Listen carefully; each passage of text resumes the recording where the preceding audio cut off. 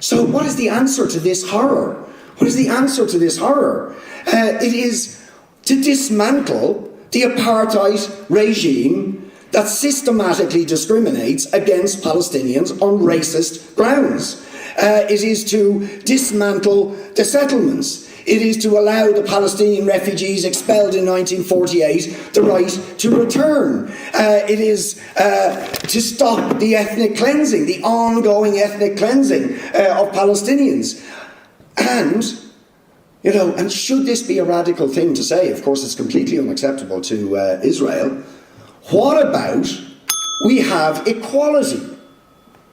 What about we have equality from the river to the sea for Jewish people, for Muslim people, for Christian people, for people of no religion? Just have equality. In anywhere else in the world, would we accept any less? Of course we wouldn't. But somehow there's an exception made for Israel, that it's okay to have a state that is based on an ethno-nationalist hierarchy, supremacy. It is literally ethno-nationalist supremacy. That's obnoxious to anybody who believes in human equality. It's totally obnoxious.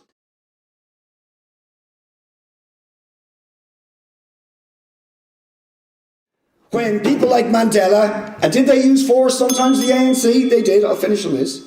They resisted because the oppressed have the right, just indeed as Jewish people in the Warsaw Ghetto had the right to resist the Nazis. Absolutely had the right to resist the Nazis. Black South Africans had the right to resist that, and eventually the international community imposed boycott, divestment and sanctions on the apartheid regime and said, we will not cooperate with the regime that is capable of treating other human beings as lesser beings.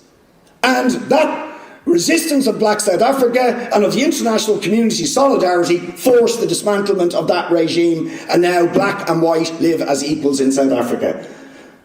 Why can't that happen in Palestine? There is no good reason, other than big Western powers back up Israel, give it impunity for decades of crimes against the Palestinian people, war crimes, crimes against humanity, and now genocide, and rush to their side and say, we'll support you. We'll give you more arms. We'll give you more weapons.